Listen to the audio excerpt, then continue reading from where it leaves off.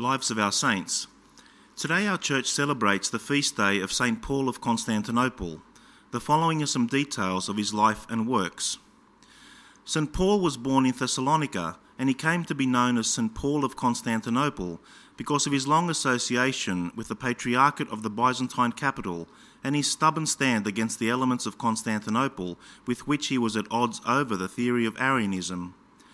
A brilliant student and theologian, he served as patriarchal secretary with such eminence that he was the logical successor to Patriarch Alexander in the year 351, in spite of the fact that he was yet in his early 30s.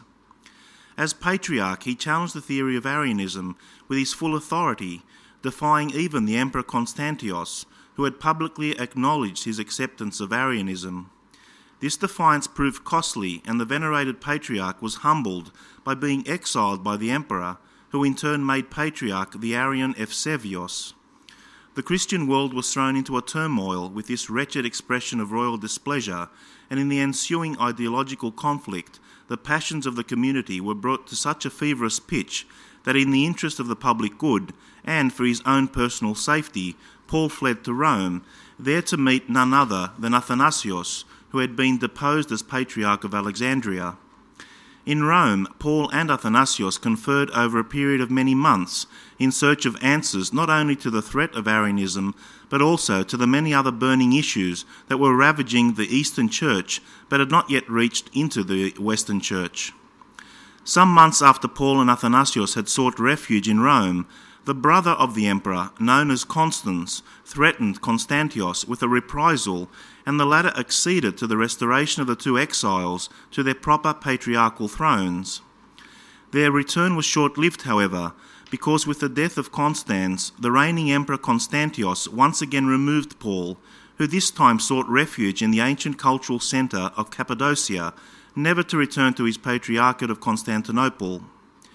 While it is certain that Paul spent some time in meditation and prayer, he resumed an administration of the Christian churches of the area and succeeded in establishing a stronghold for the traditionalist Christians, whose purpose was the complete elimination of Arianism from the theological tenets.